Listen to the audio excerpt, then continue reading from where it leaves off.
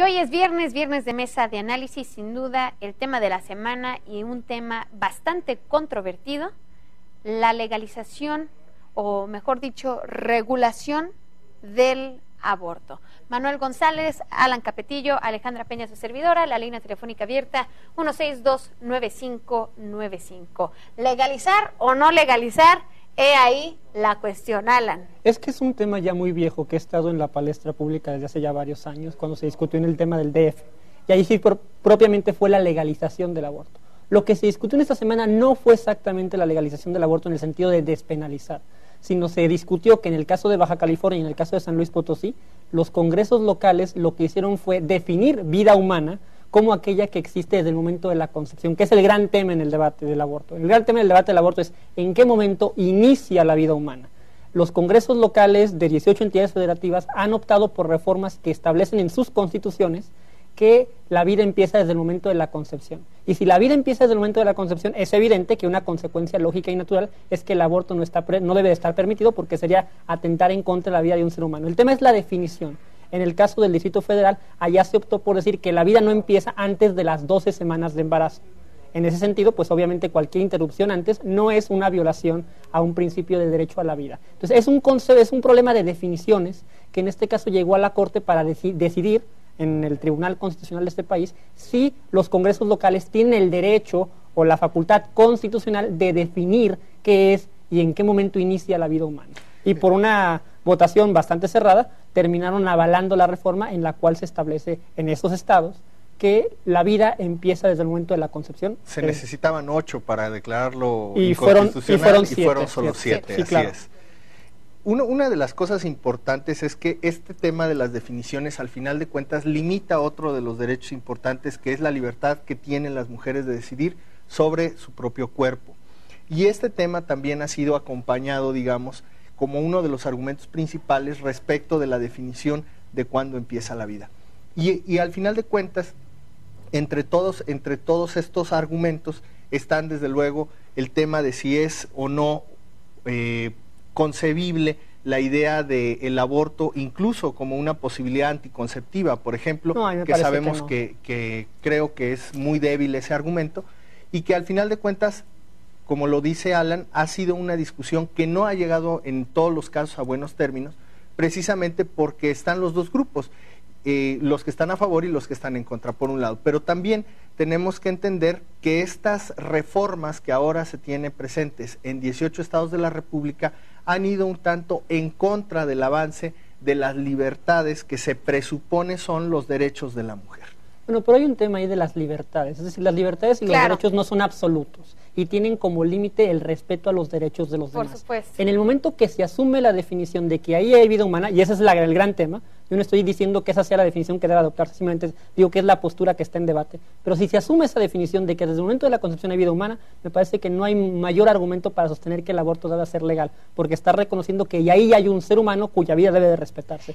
Y que también tiene derechos. Y que también tiene derecho. Para sostener el argumento de que el aborto debe ser legalizado, lo que las personas que sostienen esta posición hacen es negar la definición de vida humana desde el momento de la concepción. Ellos dicen, el ser humano no es simplemente la unión de un óvulo con un espermatozoide. El ser humano implica el desarrollo de ciertas capacidades de un sistema nervioso central, y esto nos ubica hasta un periodo que va más allá de las 12, 13, 14 semanas. Es decir, es un problema en la definición está el problema, y a mí no me parece que la definición de vida humana o del inicio de la vida humana deba de depender o dependa directamente de este discurso que tiene que ver con la libertad de la mujer, que desde luego hay que atenderlo, pero también hay un tema de responsabilidad aquí. Claro, aquí, bueno, ya centrándonos en el tema, finalmente, como tú lo dices, aunque todos lo hablaban como la legalización o penalización del aborto, realmente se trata de identificar en qué momento hay que llamarlo vida o inicio de la vida humana. Pero si habláramos del tema de la legalización o penalización del aborto, nos lleva sin duda a otros temas que tendrán que ser observados. Desde luego, porque aquí el tema sobre todo es la cuestión de la salud. Es decir, ¿cuántas mujeres, independientemente de que esté o no permitido un aborto legal, lo practican como una posibilidad real para no tener un hijo?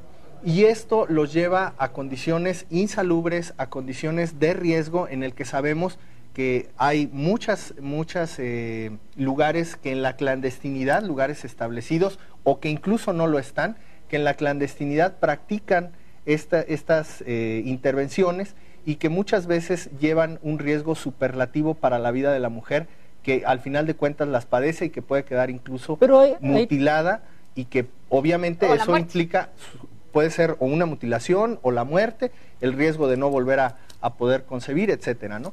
Y que al final de cuentas ese también es un problema severo que vive en nuestro país y que desafortunadamente no ha habido los mecanismos suficientes de parte del sector salud para atender esta posibilidad. Bueno, sí, ¿no? pero ahí también hay un tema que tiene que ver con la responsabilidad de, es decir, tú no puedes usar el argumento de que porque pasa hay que legalizarlo.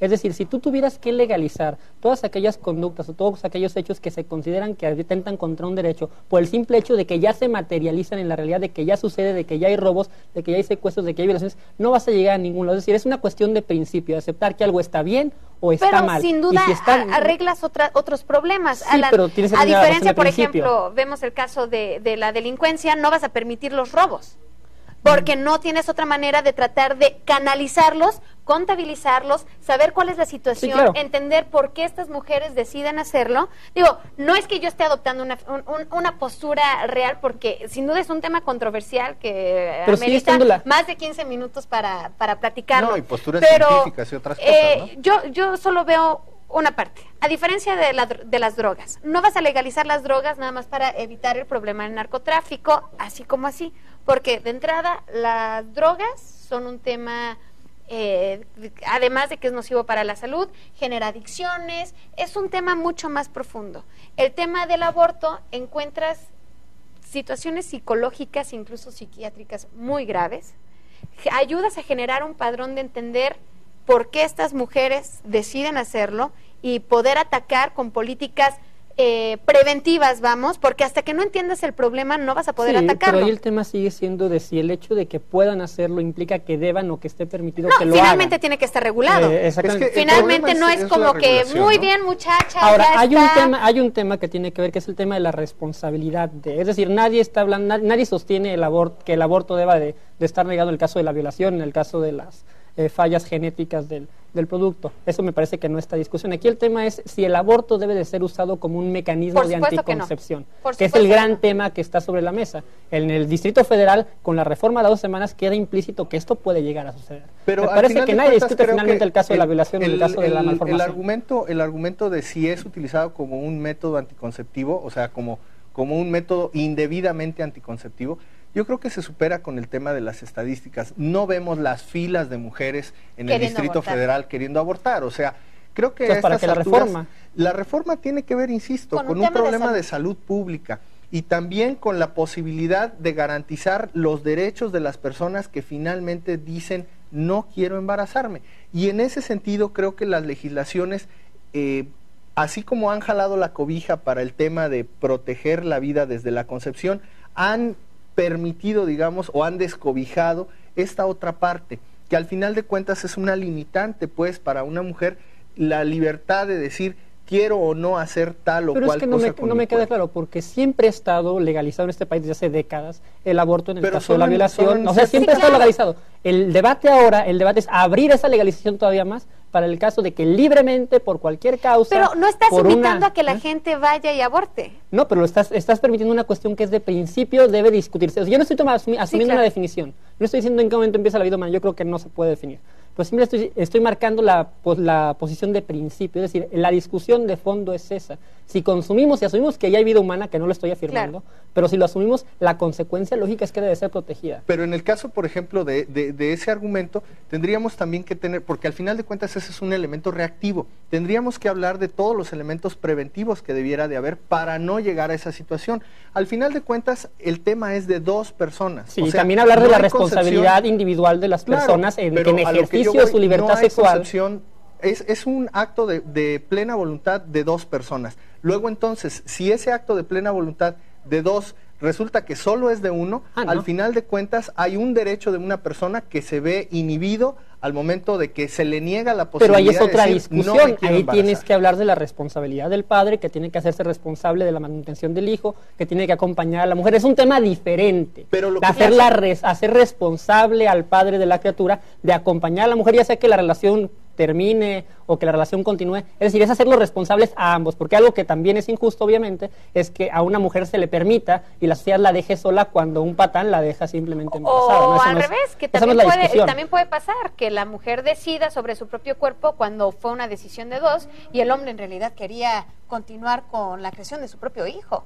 O al revés, que el hombre no quiere y la mujer sí. Sí, que es lo que platica. O sea, el punto es que quede entendido que es una responsabilidad compartida. Claro. Porque me parece que hay un problema ahí de la discusión esta de cómo la mujer no se puede nada más legalizar por poner una cantidad de semanas y decir ya es legal. Tiene que haber filtros, tiene que haber claro, tiene que haber elementos científicos, tiene que además haber política. En caso de que se llegara a aprobar esto, tiene que haber políticas públicas que acompañen a estas mujeres que deciden o no hacerlo, prevención en las escuelas, impulsar más el uso de otros métodos preventivos del embarazo, tiene que existir un padrón, y caer en cuenta que finalmente está el tema de la responsabilidad, porque finalmente antes de todo este debate filosófico casi, pues está el tema de que existen medios anticonceptivos, de que existen los preservativos, de que existen un montón de maneras por los cuales dos individuos que no quieren tener este tipo de dilemas, este tipo de problemas,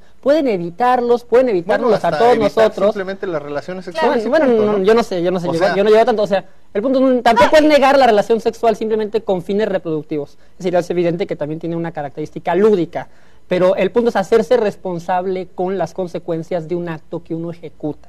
Y saber que además que ellos pueden prevenir las consecuencias de ese acto a través de medios anticonceptivos, pero ex post facto, una vez que ya se dio el hecho, me parece irresponsable y me parece que cae en el libertinaje ese tipo de posturas. Yo no sería de la idea de que solo es puro libertinaje, y eso de verdad creo que a la fecha, estás como sobreestimando el asunto. Tenemos, perdón Manuel, una llamada del auditorio. ¿Qué tal? Buenas noches, lo escuchamos. ¿Con quién tenemos el gusto?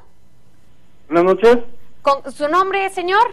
Mi nombre es José Manuel Venegas. Por ahí yo les quiero hacer un comentario acerca del tema del aborto. Adelante. Acerca del aborto es un tema muy delicado. Les puedo confiar por ahí, fui servidor público ahí en la Procuraduría.